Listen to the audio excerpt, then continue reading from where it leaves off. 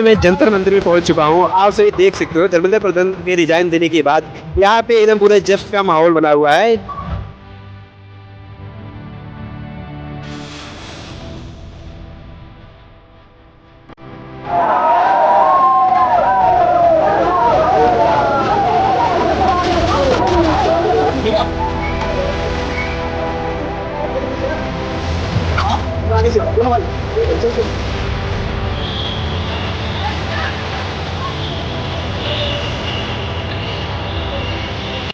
यहाँ पे जंतर मंतर पे मौजूद है और यहाँ पे एक भाई साहब मिले हुए हैं। चलिए उनसे कुछ बातचीत करते हैं। अभी जैसा कि धर्मेंद्र प्रधान जी ने इस्तीफा दे दिया है, तो आपका नेक्स्ट मुद्दा क्या है? अभी आप क्या चाहते हो? फिर मुद्दा सबसे पहले ये था, बात तो रेजिग्नेशन का था ही, साथ में ये था कि यहाँ पे चाहे सीजेपी हो, बीजेपी हो, कांग्रेस हो, बात पॉलिटिकल पार्टी का है नहीं जी। बात है यहाँ पे कि जो भी सरकार रूलिंग रहे, जो भी सरकार सत्ता में हो, साथ में उसका अकाउंटेबिलिटी हो। मेन मुद्दा ये है देश में, बिल्कुल अकाउंटेबिलिटी हो, सरकार चलाओ, ढंग से चलाया जाए, ताकि ऐसा ना हो अगर कुछ गलत हो तो जवाबदेही हो, अकाउंटेबिलिटी हो। ऐसा नहीं कि अगर हम गलत भी कर रहे हैं तो वो भी सही है, बिल्कुल ऐसा नहीं होना चाहिए।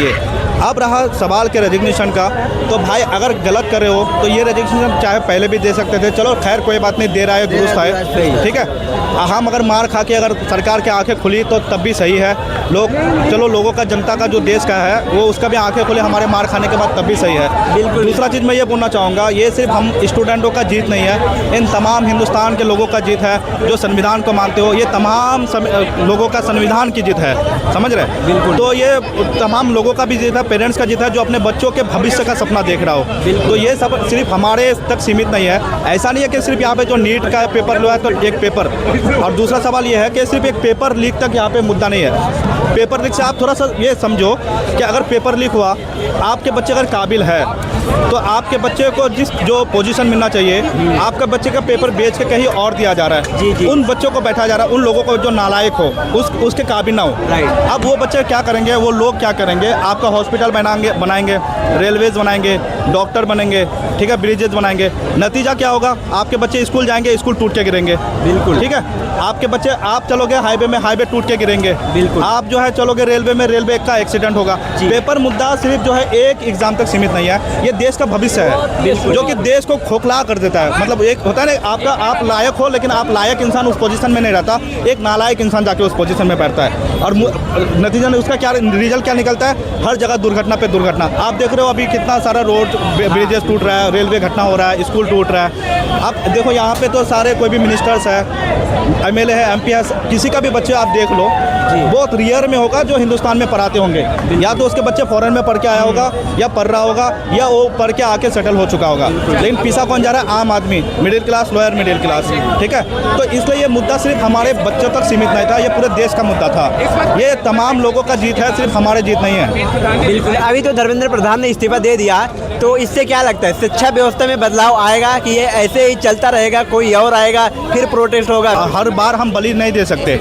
यहाँ जो हम इतना सारे बच्चे आए, 20 तारीख को आए, मार खाए, ठीक है, मुझे भी मार पड़ा, तो हर बार ऐसा नहीं होगा कि हिंदुस्तान में जो है हम हर एक किसी के पीछे पड़े और हम हर बार जो है सैकड़ों बच्चों का बलिदान दे तब सरकार का आंखें खुले। ऐसा नहीं होना चाहिए, बिल्कुल। अगर सरकार के अंदर में अगर थोड़ा सा भी वो हो जागरूकता, तो आप भी ऐसे लोगों को पोजीशन में बिठाएं। बड़े बड़े IAS ऑफिसर है जो रिटायर्ड है, IPS है रिटायर्ड है, बड़े बड़े PhD सोशल वर्कर्स है, ऐसे लोगों को भी थोड़ा जो है आगे आने का मौका दे। ऐसा नहीं कि कोई सारे क्रिमिनल्स को आप ला के बैठा रहे हो, तो वो नतीजा क्या निकल रहा है? देश को तितर बितर करे जा रहा है। मैं ऐसा नहीं बोल रहा हूँ कि कोई भी सरकार अच्छा होता है या बहुत खराब होता है, हर सरकार में अच्छा ही खराबी होता है। तो चाहे CJP हो, BJP हो या कांग्रेस हो, ये किसी कोई मतलब नहीं है। आप ऐसे अपने पार्टी में ऐसे भी लोग रखें जो कि आप सलाहकार अच्छा हो, अकाउंटेबल हो, और जो काम करे थोड़ा अच्छे से करे, ठीक है, ताकि लोग ना मरे। हम आपके ही देश में रहते हैं, हम आपको वोट देते हैं, हम आपको अपना नेता चुनते हैं, तो हम देश के वासियों को समझे।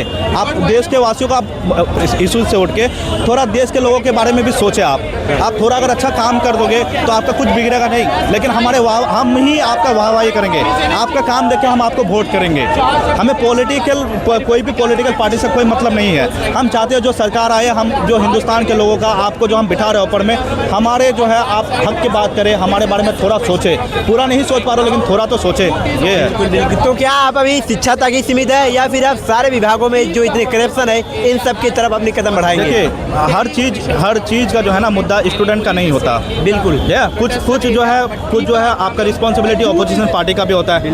ठीक, जो भले ही ऑपोजिशन पार्टी आवाज़ ना उठाता हो, वो अलग बात है कि वो इंतजार करता हो कि लोग ऐसा कोई काम करे तो बीजेपी से गुस्सा हो और हमें अपने आप वोट दे के हम जीत जाए, तो ऐसा नहीं होता है। कुछ काम जो है, कुछ रिस्पॉन्सिबिलिटी ऑपोजिशन पार्टी का भी होता है, कुछ रिस्पॉन्सिबिलिटी जो है आपका रूलिंग पार्टी का भी होता है, कुछ जो है स्टूडेंट का भी होता है। अब हर एक चीज़ का होता है। जैसे आपका भी बहुत सारे अभी मुद्दा देखेंगे कि बहुत सारे लोगों को बहुत सारी चीज़ों से प्रॉब्लम होता है, वो अलग अलग। तो ऐसा नहीं है कि हर जो है रिस्पॉन्सिबिलिटी सिर्फ स्टूडेंट ही उठाए और हर बार सिर्फ स्टूडेंट ही मरे। देश सबका है, हमारा जितना देश है उतना आर्मी वाले का देश है, उतना आप लोग का भी देश है, उतना हम लोग का भी देश है। ये हिंदुस्तान सबका है। We the people of India and this is our country. ये सबका रिस्पॉन्सिबिलिटी होना चाहिए कि कंट्री कैसे चले और सही कैसा हो। अगर आपके यहाँ पे जो ऊंचे लेवल में चाहे प्राइम मिनिस्टर हो, अपोजिशन का रूलिंग पार्टी हो, आप डायरेक्ट उससे सवाल नहीं कर सकते, लेकिन आपका जो रिप्रेजेंटेटिव है वहाँ पे पार्लियामेंट में जो जा रहा है, आप उसको सवाल कर सकते हैं। आप जिसको वोट दे रहे हैं उसको सवाल कर सकते हैं कि हमारे यहाँ पे जो ये काम गलत हो रहा है तो आप उसके लिए क्या किए, क्योंकि हम उसको, हमारे जो क्षेत्र वाला रिप्रेजेंटेटिव है, हम उसको वोट देते हैं, ना कि हम डायरेक्ट उसको प्राइम मिनिस्टर को वोट देते हैं। तो प्राइम मिनिस्टर हो या अपोजिशन का जो पार्टी हो, हर किसी को जो बड़े नेता है वो किसी को जो है जवाबदेही नहीं होगा।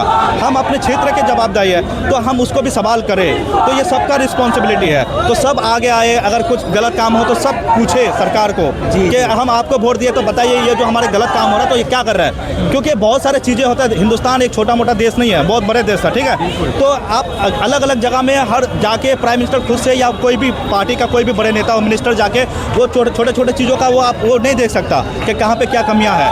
तो वो आप अपना जो क्षेत्र में रिप्रेजेंटेटिव चुन के भेजते हैं तो उसको आप बोले कि ये जो है आप अपने प्राइम मिनिस्टर तक पहुँचाए या रूलिंग पार्टी तक पहुँचाए या अपोजिशन तक पहुँचाए, वो आपका आवाज़ उठाएंगे पार्लियामेंट में। तो ये भी चीज़ में ध्यान रखना चाहिए। ऐसा नहीं है, ठीक है, आप जो है हम लोग धरना दिए, मार खाए, मैं भी मार खाया हूँ, हम लोग बैठ गए, कोई बात नहीं है। हम लोग का लास्ट में जो है सरकार थोड़ा झुका भी, हाँ ठीक है, हम लोग को जीत भी हासिल हुआ। इसका मतलब ये नहीं है कि हम जो है अब जो है गाली देते फिरे और अपने देश का हम जो है विदेश में बदनामी करें, ऐसा नहीं होना चाहिए। यहाँ पे बहुत सारे जो प्रोटेस्टर मौजूद है वो सरकार के लिए गंदी गंदी गालियाँ दे रहे हैं और सारी चीज़ हमने देखा यहाँ पे।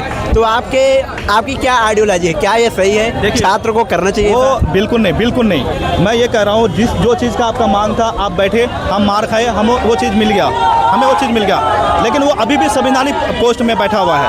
अब मान के चलिए ये जो न्यूज़ फैल रहा है ये इंटरनेशनल न्यूज़ बाहर में भी जा रहा है, ठीक है, तो यहाँ पे क्या होगा, अल्टीमेटली छवि भारत का ही खराब होगा। बिल्कुल, हम जो यहाँ पे बैठे हुए हैं भारत के छवि खराब करने के लिए नहीं, बल्कि भारत को सुधारने के लिए और स्ट्रांग बनाने के लिए। तो वो जो भी है अभी वो प्रेजेंट में प्राइम मिनिस्टर के कुर्सी में बैठा हुआ है, तो हमें उसका भले ही उस इंसान का रिस्पेक्ट ना करो, एटलीस्ट उस कुर्सी का रिस्पेक्ट कर लो जो जिस पोजीशन में बैठा हो। ऐसा ना हो कि हमारे चक्कर में पूरे देश में वो जो है हमारे जो प्राइम मिनिस्टर का हो या हमारे देश का हो थू हो और जो है नाम खराब हो। और प्राइम मिनिस्टर का थू होने से हमारे भारत माता का भी थू होता है। हाँ, यही बात है। तो सबको बहुत बहुत मुबारक हो। ये सबका जीत है, सिर्फ हमारा जीत नहीं है, उन तमाम लोगों का जीत है जो कि चाहते थे, जो अपने बेटे अपने औलादों के भविष्य के लिए लड़ रहे थे। उन तमाम लोगों हिंदुस्तान की जीत है और वो जो हम भारत के संविधान की जीत है। जय हिंद, जय भारत, जय संविधान। जय हिंद, जय भारत।